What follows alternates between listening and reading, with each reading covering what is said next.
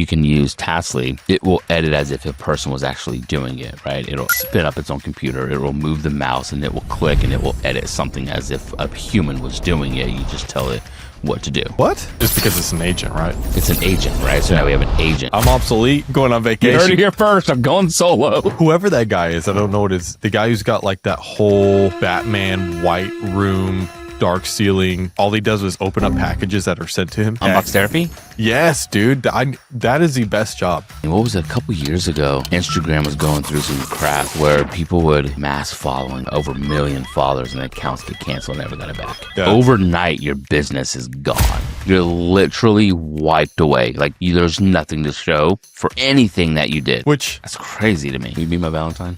I will not. Well, that's rude. You need to figure out something that just allows you the freedom to be able to do all of that. You know what I mean? I'm a fidgeter, man. Like you should be able to just get up and, oh, dude, that would be a sick podcast. If you could just, if you just had a Remember, don't put your hand in front of the camera because it blurs you out. Just wanted to let you know. Yeah. Brother, this is what you're paying me for. Okay. Literally though. Not actually, you don't. Yeah. I pay you in love. No, seriously though, like a podcast where the whole studio is just active, you just get up and just walk over to another zone. That would actually be really sick. Like, do you guys know what I'm talking about? And then you stand up and you walk, and like the whole like you have so many cameras set up. Just grab the mic. Like you talking about you know those commercials where they kind of like they're like on a set and they're like kind of walking into like another room and then they sit down. And it's like a full different set. That's what you're talking about. How dynamic would that be, dude? That'd be kind of crazy, actually. I mean, think about it like a 2-person podcast with that whole setup. The microphone system is on like a railing system on the top. So you just grab your microphone. You just... Dude, better yet, what if you had like 2 podcast studios set up inside the house? So that way when you just do multiple different studios, it just looks like you're in a different studio as well. Yeah. Well, so I'm saying, like, if you and I are standing in front of each other and then based upon whatever the episode's about or things just shift dynamically and you need to go check something on the computer instead of being right there where we were originally at, you walk over to the computer section. That's all set up. And so you have this like whole new environment and the camera's like capturing that. And then I walk over to a different, anyways, it'd be crazy. That'd be a lot going on. It would be a lot going on. Very creative though. That would, I feel like that would inspire a lot of creative ideas. Imagine like the training in that, right? So imagine you and I talking, right? And you're like, hey, hold on, I got an idea, but I can't, I need to like show you it, right? And so like you have as you're walking, it pans you into the computer, right? And then it just zooms in and now you have you and the computer screen side by side. That way you can show what you want, or it pans to a whiteboard or whatever it is, right? And it's just like this continuous loop back and forth. And you're like, okay, I'm done. And come back and just sit down and we're straight into the podcast again. You know, but it's like an interactive podcast. I could see that like being really cool for training environments. Like I'm trying to teach you something, but hold on, let me like, because I'm the type of guy, like I need to whiteboard stuff out sometimes, right? I need it's almost like Linus Tech Tips. You know, they've got like that dynamic studio. Yeah. Which is like, you know who's like got my dream job, dude? Who's that? Whoever that guy is, I don't know what it is. It's a dynamic name. I don't know what it is, but the guy who's got like that whole like Batman white room, dark ceiling, and all he does is open up packages that are sent to him of new. You talking about Unbox Therapy? Yes, dude. That is the best job. Yeah, I would be completely content with that job.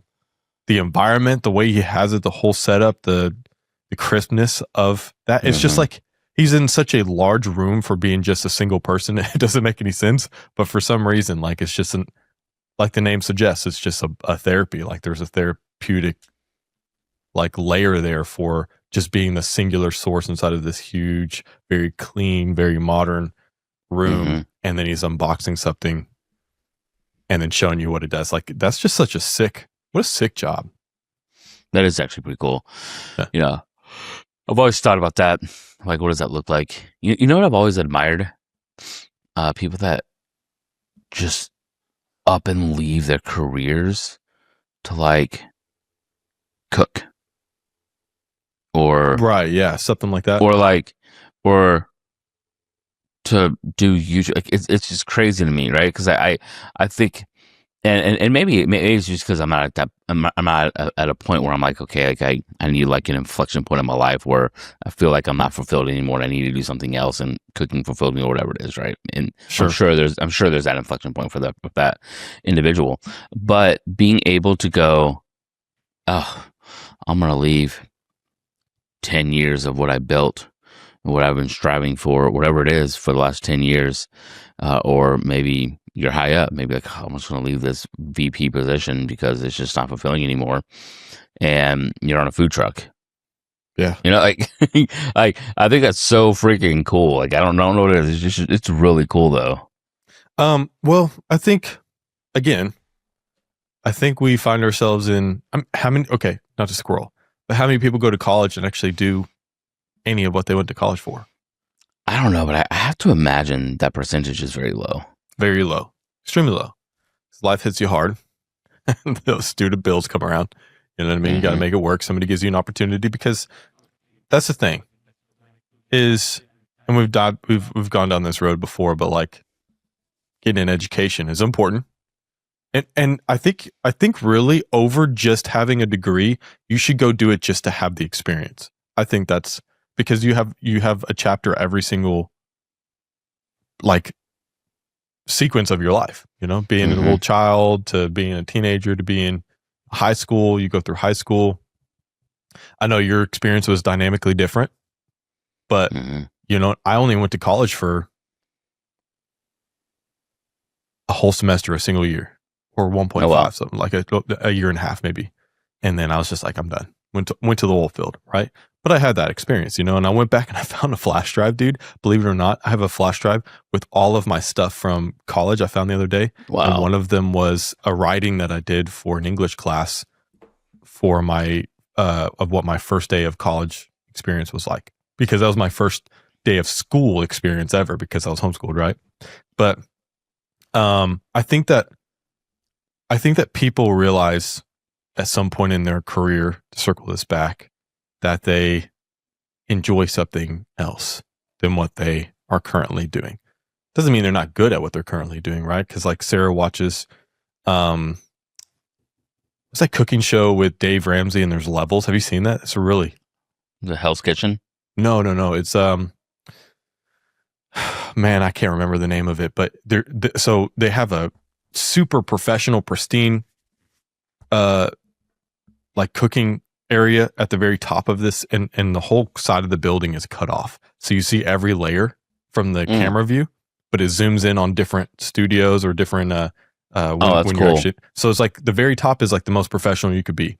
And I'm like butchering this, but then the middle is like an average, but like still really good kitchen. And then the bottom's called the basement. It's like the hell's basement, and it's crap. Like, dude, like the stuff is like so old. Like they're mixing in things that are like all bent up and stuff. And so the idea is that if you cook poorly and you present poorly, you go to the basement and you have to work yourself out of the basement, right? So, but I say all this, it's a really cool show, but the people that come on this show to like, and they give their biography of who they were before, a lot of them are like lawyers or I don't know, like an actor or something like that. And they're like, I left this job or like the super executive position to come here and cook because this is my passion. To say what, wow. To sum up what you were kind of saying before. That's I mean, exactly though, right? It's really cool. Like, I think I've thought about going, oh, that'd be cool. Like to do content creation or something like that. The idea is cool, right? The idea, I love that idea that somebody was like, I'm bold enough, I'm just going to take the leap and I'm going to do it, right? And not really think anything of it. And it becoming this thing going, oh, like maybe they didn't start it. I don't know if most of them started out going, I want this to replace my job. Maybe us very small, minute people did think that. But I think for the mass majority, it was just like it became an outlet, or it was around a passion that they had, or whatever it was. And then it got to a point where it was going, oh well, this actually I can do this full time, And my thing is though is that's putting a lot of trust in somebody else still, right? Like YouTube. I mean, you're putting all your eggs in one basket. Granted, there's ways to own the audience, and there's ways to bring that audience outside of the platforms themselves. But I mean, what was it, a couple years ago? Instagram was going through some crap where people would, mass followings, over a million followers, and the accounts get canceled and never got it back. Yeah, dude. I'm like, overnight, your business is gone. Mm-hmm. Like you're literally wiped away. Like there's nothing to show for anything that you did. Which that's crazy to me. But there is though, because those people come back and their next accounts usually do better than the first. Sometimes. I don't know, dude. I feel like we can name more people that came back and did better than we can those who probably to be completely honest, I don't know if I have enough data to even like accurately depict that. I think it's just because if you're at that point that if you lose any one of your accounts, TikTok, IG, because it happens a whole bunch on IG too, but like TikTok, IG, right, or even like going deeper into like the gaming atmosphere, Twitch or Mixer or all these different types of deals. If you've grown the following, then the following is still there, and they're boycotting on your behalf. Like that's like, we talk about like rioting in person, and like for me that's the craziest concept. I understand it, and like kudos to those people, but like sitting down on a highway, I'm going to tell you that's a stupid idea. Anyways, you talking about rioting or protesting? Apologies, correction. Protesting. Sorry. Okay. What's the difference, dude? You know what I mean? Like at this point, 2026, rioting feels like protesting, and protesting feels like rioting, because they're like, do you understand? It's a very mob mentality.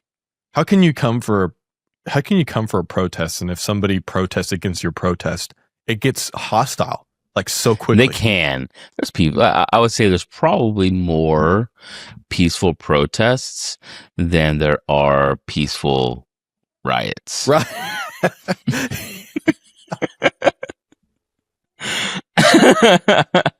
Can you imagine being a store owner, brother, and like just this flood of people come in, just, hey, we're gonna rob you today, but hey, we love you. Not even that.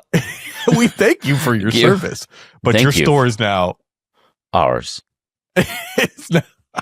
Can you please? I would kindly ask you to exit. Yeah. So that way we can rob your store. Do you have any valuables that you would like to take with you? Right. I don't want to be that type of person. Right. I know I have an AK-47 on the back, but hey, don't worry, it's a water gun. It's all good because we love you. Yeah. Here's $100. Go to the spa. I'll let you keep the change. Yeah, exactly. No. It all comes out of the $100 comes out of his register. Right here. You can have it. Hey, here you go. 2 options. You can leave and go home, or you can join us. Okay. Your store is now our store. No. So protests. You know what I mean? Yeah. But to like go back to your original thing of what you were talking about, like people shifting and like doing something different, right? You remember the Malcolm in the Middle guy? Main character from Malcolm in the Middle? Yes. You know what he's doing now, right? I don't. He's a Formula 1 driver. That's sick. Dude, like what? You know what I mean? Dude's still getting dividends from Malcolm in the Middle. You know, or royalties from Malcolm in the Middle. But like he's chasing like what his actual passion is. Like I could imagine that from you. You sent me that F1. I'm like, what do you, dude? From my perspective, I'm like, this is the last thing you need. It was like the first thing I needed. The absolute last thing you need, brother. You in a Lambo, you in anything with speed, like just needs to just. Oh man, I can just imagine taking the back roads of the countryside in a freaking street legal F1? Yes, please. Sounds amazing. Not in this area. You better choose a different area. Exactly what I want. Exactly what I want. No, man. Do it at like right at dusk, right? On a Sunday morning. Ain't nobody on the back roads. No, not one person. So right at dawn. Yeah, dawn, not dusk. Yeah. Don't confuse the people. I know, riots, protests. We're all just rioting, protesting. Like, what's the difference? You know what I mean? Right. No, and so I'm not the type to. It's Valentine's Day, Yes. Happy Valentine's Day to you guys. Will you be my Valentine? I will not. Well, that's rude. We're just not. Gonna. Wow. Yeah. Wow. I mean, you can obviously tell we both went and got Valentine's haircuts. So that's what I was thinking. We did not do that together. But yes, we did. No, we didn't. Tell the audience that we went together. We did not do that together. No, but I'm not the type to. Even for my wife, like, she knows that I'm more of the type to, what do you want? And I'm going to go get that for you. Like, I don't like to go and guess like what you want. Like, to some degree, I know exactly like what she likes, and I can go get her and I can surprise her with things. And she's like, oh, I really like this. Like, I can choose out clothes for her because I know what her style is. Or, I don't know about makeup and that sort of thing, but I say all that to know that I know you love cars. And so I think what would be like a sick gift, and I won't say when it would happen, but I think to bring it to your attention, I think a sick gift would be to bring you to one of those tracks where you get to choose like a crazy car and drive it. Have you ever done that? Yes. Okay. It is. Never mind. Disregard. Cool. If you've ever done it before, I'm done. I won your first? What the frick? No. I drove I did it out in Texas Motor Speedway in Ennis, Texas, and I drove a Ferrari 296. Ooh. Yeah. So that was a lot of fun. And so I got four laps. I think I was able to get 4 laps. So it was pretty legit though. I enjoyed it. Yeah, I mean, freaking I was going like 90 around corners, and it was hugging beautifully. See, that's a terrifying experience. I don't like that, bro. So when you're in a vehicle like that, I mean, there's a level of skill involved. Yes, being able to handle a vehicle like that. Yeah, but the vehicle itself is made for that.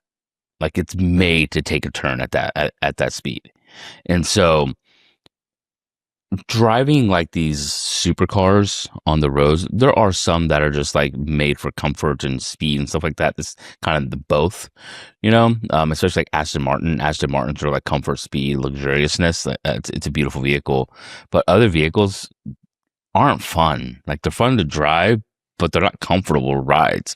Like the Porsche GT3 RS is a very different ride than like a 992 turbo, right? The turbo is like, you're gonna get the turbo. You're gonna get like an easier suspension. It's gonna feel a little bit better. It's gonna like it's a very more comfortable, luxurious ride, like what you'd expect for like a high end like sports car. But you go to a GT3 RS, man, it's crazy, dude. I will say that I do miss it because in terms of like, so when you're on Riverside and you're editing a video, and let's start this episode off without talking crap, but like here, let's just talk about the possibilities of podcasting and what's available. Okay. What I do like about Descript is if you're on Riverside and you're editing your podcast, a virtual podcast like this one, and you hit their little magic scenes or whatever else, then it creates all these different scenes based upon the 2 speakers, right? Which is pretty cool.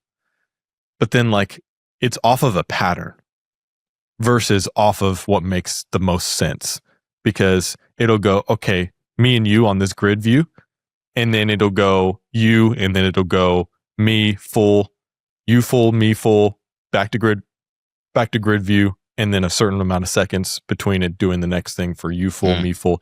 And then that's where our editor's like, hey, can you make it to where it's not switching off of Michael too quickly so I can finish like a clip or whatever, or a highlight. Descript doesn't do that. Descript, when you start their magic layout situation, switches like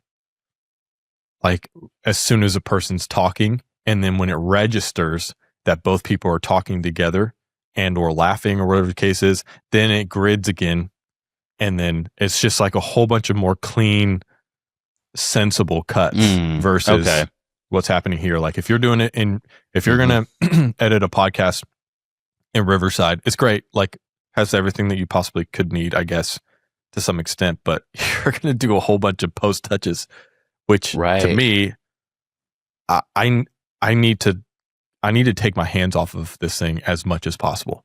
So the fact that I had to like spend so much time kind of sucks. And they have an API in Riverside. I don't think it does. Oh, they do. Oh, it's new. Riverside has an API? They do have an API now. What can you elaborate on what you're talking about? Yeah, API, like integrations with like application processing interface, right? So it allows you to, what we see right here on a UI, right? We can pull the same on the back end and do wherever we want with that in another platform. So what you can do, right, is through APIs. So if you've been around and you've heard, I guess, AI for a long time, most AI agents will connect through an API, right? That's the best way to do it, or like a webhook or something like that. But when you do an API, you can pull exactly what you need for exactly what you want, instead of like some things in like a front end UI like this, like what we see on the computer.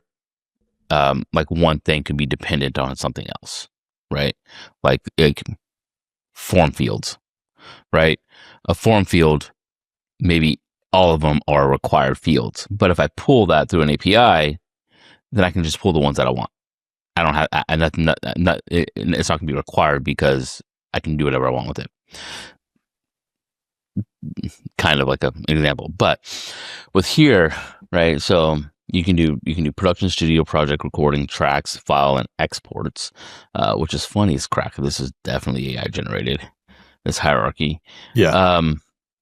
But you can, so what we can do now is we can list all the workspaces, right? We can list all recordings. We can get recordings, delete, list, export, everything, right? And so what you could do is you can automate workflows. And to be honest, like we can turn this freaking podcast into like an actual, like, hey, this is like what you can do with a podcast, and like how to automate an entire podcast, right? Like literally from end to end, entire podcast. So what you can do is is that like record, Zapier? No. Zapier, yes, because it's all API integrations. It's just packaged in a beautiful way for the average user to point and click, right? Sure. But the back end is a bunch of APIs. It's a bunch of endpoints. It's a bunch of webhooks that are connected to each other. So yes, in a way. Okay. But what it allows you to do, right, is say that, okay, you and I just did this podcast, right? If we had an API, so say I used Taslet, right? And I connected the API of Riverside to Taslet, so that way every time that we record something, it picks that up and moves it somewhere, right? Maybe it moves it to our editor, right? Okay, we want to move it to our editor, right? It moves it to our editor. Once the editor responds to that, it gets picked up and moved over here, and then so on and so forth, right? And then we go, okay, well, now we want to be able to chop this up. Great, cool. So from here, we're going to push it into Opus, right? So we'll use Opus API to bring, so say it gets dumped into a Google Drive folder, right? Opus picks up from the Google Drive folder and takes it and parses the entire thing out. Then what do? Well, you can have AI edit it. You can do whatever you want there, right? And so you can do point and clicks, however you want to do it, right?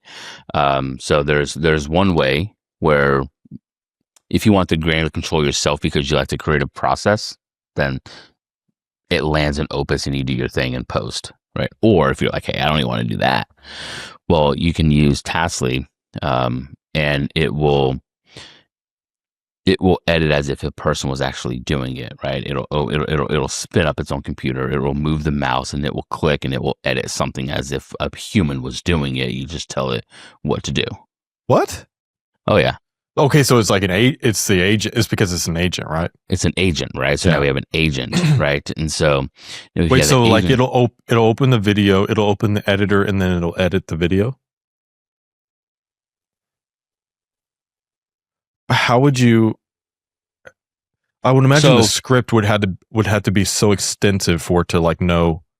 Yes and no. So what you can do, right, to say, okay, hey, well, a lot of times it needs historical data, right? I mean, it needs to go, okay, well, because if you just tell it what to do, it'll do it, but it's not going to be the best because it doesn't actually understand what you want. It's thinking about what you want, right? Yeah.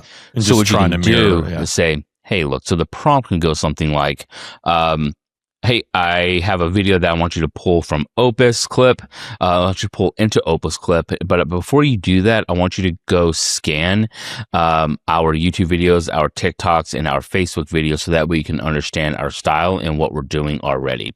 And then once you understand what you're doing already, I want you to tell me back about what we're doing to be sure that we are aligned. And then once we are aligned, I want you to go edit those videos. Can you tell it stuff like, hey, if the shot is cropped incorrectly, make sure that the person's 100%. There's no way, dude. If you figure this out. Hold on real quick. 1 second. Let me see if we can do this live. Bro, I'm obsolete. I'm going on vacation. You heard it here first. I'm going solo. Dude. Seriously, bro. I'm going on vacation, dude. I will check out. All right, let me go. Let me spin up a new agent real quick. All right. So that is wild. Yeah, the whole agent process is just kind of alien to me. That's why I need to spend like 2 hours with you, brother, just kind of going through what you understand about AI. I feel like it would make me, to be honest, I feel like it'd make me better on both the aspect of my personal use and my business. Okay. Production.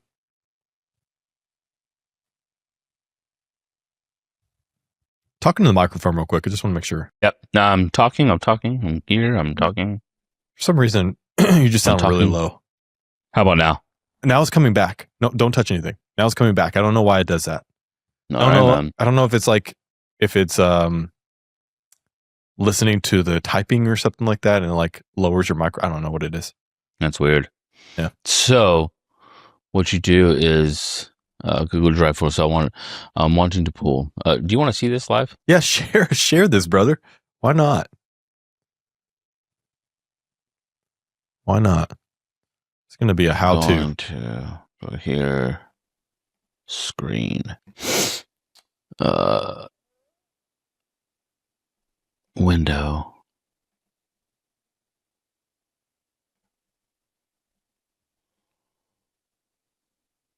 All right, can you see? Mm-hmm. All right, so this is Taslet. All right, so I want to say, hey, I want to pull a video from a Google Drive folder. Then I want you to take that link, take that, and upload it to Opus Clip, and then edit the video for me.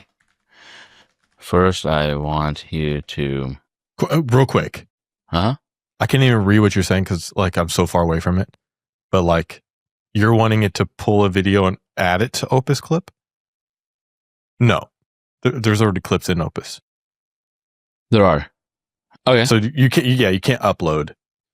I mean, you can take a whole video and you can add it in to where it creates, but you're going to have like a 20-minute turnaround because Opus has to like clip it and all that kind of stuff. In Opus Clip, we have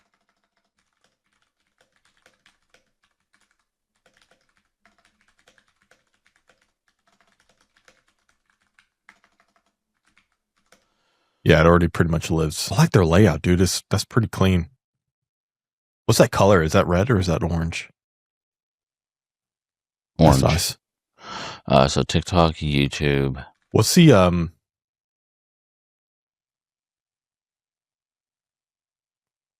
what's the AI version they're using? Like, I'm using Opus. I'm using I have Expert, so I'm using Claude Opus 4.5. Got it. The brand new one.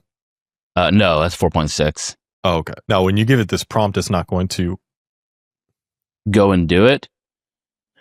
No, I will instruct it not to do anything right now. Well, no, it can't do anything right now, anyways, because I got to give it permission to Opus Clip, and I haven't given it permission.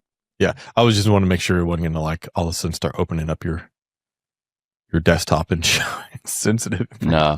So edit the captions as. By the way, Michael's bank account.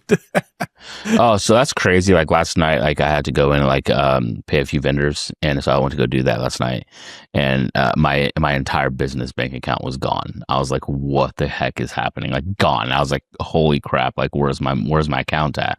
And then come to find out, freaking Capital One was going through an update, and their update crashed something for the visibility of business bank accounts.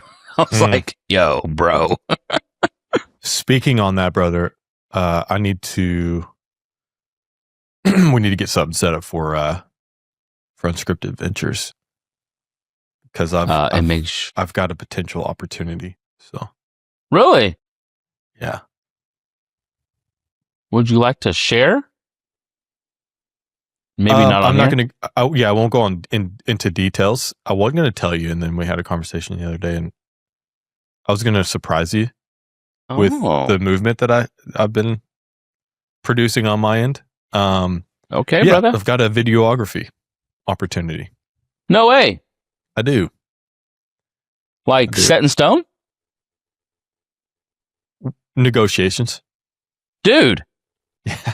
I am so flipping proud of you, bro. Yeah, it'll probably be there's an event in a couple weeks or couple weeks into March. I don't know if I'm gonna be able to participate in that one because of Avery coming, right? Right. And so if Avery comes early and there's and my package is accepted, then it'd just be like a day, like maybe like a day and a half trip. But yeah, I've got an opportunity there. Dude, I am so freaking excited for you. Yeah, I built a package or like a preliminary package. All right, 1 second. All right, so now it's going to review our content style, right? Mm-hmm. It'll try to access it, but it's not going to be able to, obviously. It'll edit captions for maximum, and then it will post to our social channels as well. Oh, we don't have TikTok connected. They're going to search for integrations, right? It's going to ask for the integrations. Mm-hmm. This is crazy. Right? Yeah, I'm going to come workshop with you on this. Dude, I can workshop. I can literally automate anybody's job. I don't even need to come over. We'll just jump on instead of doing a podcast. Like I'd love for you to just share. So what it will do, right, is going to log into here. It'll edit captions in Opus Clip for virality, and then it'll post the edited clips to the platforms. It'll use the existing here analytics to potential uploads, and then before we execute, we need all of this. And so we have, man. I wish my company would give me access to be able to do something like this, dude. To be able to automate some of the daily tasks that I have that are like pulling, DVIR data and stuff like that. Be so legit. Because my mornings are never the same. That's the thing is like as a safety professional, in any scenario, you think you can build a routine, and that goes completely out the door every single day. Mm-hmm. So at this time in the morning, I'm gonna do this, and I'm gonna pull this data. That's not how it's gonna work. Yep. So something's gonna happen. This is what the automation will look like. Yeah, I'm gonna have to study this in post because I can't even see this far. What if I go? That's all right. Are you on your laptop? Yeah, it's okay. It's all right. That's not gonna help. I'm just so far away from the. Okay, so basically what it do, so it's the overarching goal, right? It says, okay, hey, we want a viral video posting, edit clips and edit Opus Clip videos, and then post in socials, right? So phase 1 is going to be analyze and analysis and style analysis, and then it's going to go to reviewing videos across TikTok, across YouTube, across Facebook. It's going to document the style that we have, from caption formatting, emoji usage, hashtag strategy, tone, and voice. And then it's going to go into phase 2 for the editing, right? And then it's go into Opus Clip. It's going to review the ready clips. It's going to edit the current captions, the hooks and focus and viral keywords, apply brand styles, and then post. That Opus, the phase 2 middle part, we're going to need to parse out more, because we're going to say we need to give it a little bit more direction, saying, hey, if the crop is off, we need you to fix that. If this is off, you need to fix that. Here are some normal things that Opus Clip has wrong with their clips that will need to be fixed before it posts, and it'll do all of it. Does it, like, where in there will be like proofing? Yep. And then, even better, so what we can do is we can add a human in the loop now. Now it says, hey, instead of pushing this out, I can connect your phone to this and say, hey, when you're done, you're ready me to proof this, send me a text with the link. What? Legit. What? Yep. Yeah, that's crazy, dude. Yep. So one of the things that took what, 15 minutes? And I'll connect all this up, and if I wanted to connect all this stuff up, it'll probably take me another 10 minutes to connect everything up, and then also give it a little bit more instruction around the editing process. Yeah. But once I do that, and then I'll say, oh, by the way, do this every Wednesday, and then every Wednesday I can say, hey, pull all the analytics for all of the platforms, right? Give me a report of what's working, why things are working, and test yourself to be sure that you're doing better than you did last week, right? If you're not doing better than you did last week, off the yeah. It says, hey, you didn't do better last week, then you need to change your strategy, and change your strategy to be better for the next week. So that way you're better every week. And there you go. Dude, how many people do you think podcasting understand this or utilize this, like to where, because that's the whole selling point of Opus, right? And it is a great platform, and some people find it laughable or whatever else, but dude, when you're operating a podcast off of like a 2-person production, yeah, who both have full-time jobs and full-time families, etc., like, you have to figure out some sort of automation. Like, you sent me that reel of that guy who's automated his whole podcast setup or whatever, right? But like, the whole selling point of Opus is you upload your stuff, click, there it is, and then it's uploaded to your platforms. Very little interaction. Well, what I've come to realize is that to some degree it is comparable to some other aspects of creating social content. Right. But you still have to go in and you still have to like crop it, because like the auto crop is not going to be perfect. And sometimes it's going to be way too zoomed in, or it's going to get like your logo at the bottom, but it's like halved, which is just like unprofessional, whatever the case is, right? And so for it to be an actual fully automated experience would just be nuts. Just nuts. Yeah, man. Like, we're here doing what we're doing now, and then as soon as this is done, everything's doing its own thing, and then it's out. Like, would be nuts. Yeah. And so there's like, I don't mind giving access directly to my social media. It's fine, because like I don't have really anything there. I don't have payments and stuff like that in there. Ideally, what you'd want to do is you'd actually give Opus Clip access to like Buffer or Hootsuite or PostBridge or something like that, which are like social media, or Loomly, right? Loomly, and then Loomly, and then you give them access, and then you say, hey, this is your account. Right, so this is your account that you get logged in with, and so that way it has the agent has its own account that goes in and posts its own in there, and then so that way, so it just schedules everything out on Loomly. It just schedules everything out on Loomly, and then it's just a continuous value. So you're saying, okay, well, maybe you want to up your posting from like twice a day to 10 times a day, right? All you gotta do is say, hey, this is what I want to do. I want you to, I want you to go ahead and pick out those, or I can connect Opus Clip, or I can connect Taslet into, I can connect it to like an image generator. I can connect it to Nano Pro. I can connect it to like anything, right? That way you can just feed the entire our entire raw video or entire edited video, or probably all of our raw audio and everything, and feed it into a short form video editor, and say, hey, I want you to produce 100 edits out of this. Wait, what? Like out of like Premiere Pro or something? Yeah, you could probably do Premiere Pro. You could probably do it on Premiere Pro. Is probably going to be there'd be so many assets, that you'd have. There'd be so many assets in Premiere Pro that you'd have to do, and like, the actual export that would be nuts. But what I'm thinking is, there's other people have made like on GitHub have made really good short form video editors with like APIs that you can just connect into, and then have it drop it into a Google Drive folder.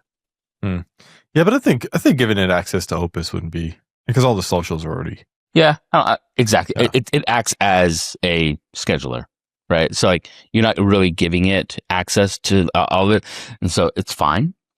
It'd be overall, like, hey, here's this new video from YouTube that we just released on Thursday. It's just been uploaded. It's just been uploaded into Opus. Need you to go in there. The clips already live. Edit the videos, every last one of them, and post every last one of them. That would be crazy. Because right now I'm kind of selective based upon like my capacity, right? But this one's it'll just go do it. It'll just do all of them. I don't care, from like score 99 all the way to score 70. Let's see what we're doing right now. Yeah, see, he's working right now. My agent. This is my social media agent that is doing. Yeah. What is he doing? It just posted on X. It's posting on LinkedIn right now. Yeah, across all of my content pillars. That's crazy. But like that'd be awesome, dude, to just be able to do all of it. Just like post from 99 all the way down to 70, edit each one, make sure the captions are SEO, optimized, that sort of thing, for each platform. You'll consider each platform that is connected, YouTube all the way down to LinkedIn, IG, Facebook, all of them, for real purposes. Make sure that each caption is generated based upon the algorithm for each one of those platforms, and then post each one. And I want 3 times a day. Yep. Starting on Friday. Fridays. Yeah. Or and then actually starting on Thursday evenings. You can go one step further, right? And then you can go, not only want you to post this, but I also want you to go and like interact with people in our niche. Right. Yeah. I want you to go like their posts. I want you to go comment on those posts. I want you to add value to whatever you're reading. And it's based on ours, right? So go take a look at our style, go take a look at our comments, go take a look at everything that we're doing. So that way when you're writing, it's an honest, true representation of us. Yeah. Yeah. The tone is. Yeah. Because sometimes I'll do automated stuff like this, but I would say most of the time, like I'll feed it what to write and it picks from that and just reformats it. I will say your LinkedIn, everything that's happening on your LinkedIn, because I know there's a lot of automation there. But each one of those posts sounds like you're talking. I like, because I know you, and I listen. I'm like reading it, and I'm like, oh, that's Michael's perspective for sure. And it's just like something's drawing concepts and ideas from your mind and just displaying them without you having to be the one. That's a really good automation flow versus the one where everything's extended dashes, everything's, like a stupid. That was script. The ultimate goal, right? I didn't want it. 2 goals, right? I didn't want it to sound like very AI, but I also wanted it to be very based on how I view my content pillars, right? Because we can stop sharing too. Yeah. And so I just wanted to I didn't want it to just be this pump and dump content thing that just push crap out there, right? I needed to add legitimate value to the people that were actually reading it. And so that's what I started doing. And so what I do is every now and then, like right now, if you've seen, like, there's been a couple of posts where the format's like just jumbled together, and I'm like, oh, you idiot. And so I got to go back and like say, hey, remember, like, you got to separate out everything. because the posts in and of themselves are exactly how I view my content pillars, right? And like for data security, data governance, personal business, faith, all that. It's I don't do faith because I feel like AI faith is soulless, and so I don't do faith posts in AI. And so, but everything else, I'll feed it what my thoughts are around this. And it's sometimes a long doc, sometimes it's like 2-3 pages. And most of the time, what I'll do is I'll go on voice note and I'll do a voice note and I'll just, I'll just rip like an 8-minute voice note on my thoughts about something. One, it gets this crap out of my head because my mind's going a mile a minute anyways. But then also I can just feed it back into what I'm doing. So that way, whatever it's posting, they're literally my thoughts. Yeah. Yeah, that's good, man. That's good. I definitely, I do AI and faith, but it's a little different for me because I'm not generating so many and they're all my concepts. So I usually write everything out like I was telling you. Yeah. Sometimes I get in the mode where I'm like, I start writing to AI to fix something, and then I get done writing. I'm like, this is great. Like, I'm just gonna post that. Like English was always like my top category, dude. I enjoy writing poetry. Like I'm creating off of Suno, just like sticking on That's AI. That's so cool to see, brother. I have like created some crazy stuff I have to send you. And people can have their differentiating opinions about that and that sort of thing. Well, you're taking away from real artists. I'm like, everything starts from lyric. You know what I mean? Whether or not you have the voice to back it up. Like, can I sing? Yeah, I could sing. But do I have professional training in singing? No. Do I have the want and desire to sit? And I was telling my dad this, like to sit behind my setup and open up Ableton Live or whatever else and like study a guitar. No, I don't, but I can write. And that's what I do every single day. I like write, or, I've probably in the last 14 years, I've probably written well over 200 to 300 songs. Man, I didn't know that. Wow. Yeah. Yeah. Yeah. Most of them live on Snapchat memory. And I can only go as far back as like 2017. So everything from 2012, 2013 above to 2016 is all, or 2017 it's gone. But yeah, dude, I've written a lot of stuff. So I've got a new career in music with Suno. I love it, man. Hey, go ahead and stop it. I want to tell you something.